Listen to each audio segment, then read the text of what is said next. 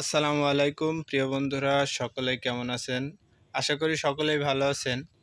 তো বন্ধুরা, আজকে একটা ভিডিও নিয়ে আপনাদের সামনে হাজির হলাম।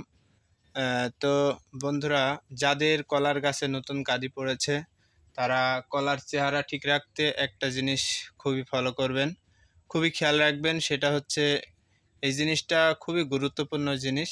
সেটা হচ্ছে এই যে এইগুলো পরিষ্কার করে দেবেন যখন দেখবেন যে গোড়া এইভাবে গোড়া ঢিল হয়ে গেছে।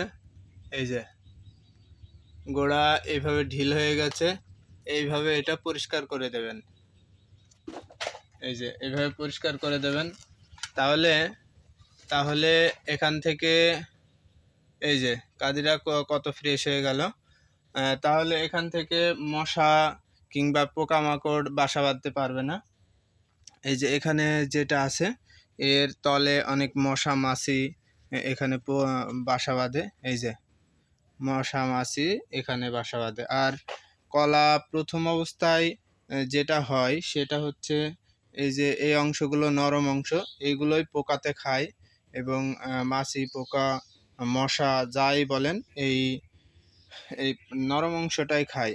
আর এখানে খেয়েই কলার স্পটটা পড়ে যায়। এই স্পট সারাতে অনেক কষ্ট হয়, অনেক কীটনাশক প্রয়োগ করতে হয়, সব কিছু প্রয়োগ করতে হয়। তো আপনারা এর পাশাপাশি এই কাঁদিতে কীটনাশক প্রয়োগ করবেন এবং যত্ন নেবেন, দেখবেন আপনার কলা ফ্রেশ থাকবে। আর বিশেষ করে এইগুলো যাতে না থাকে, যেটা দেখালাম, এইগুলো পরিষ্কার করে দেবেন। তাহলে আশা করি আপনার কলার কাঁদিতে অথবা ছড়িতে কোনো স্পট পড়বে না ইনশাআল্লাহ। সকলকে ধন্যবাদ। আসসালামু আলাইকুম আ রহমতুল্লাহ। ভিডিওটা দেখার জন্য প্রাণ ঢালা ভালোবাসা। সকলেই ভালো থাকবেন, সুস্থ থাকবেন। আসসালামু আলাইকুম আ রহমতুল্লাহ।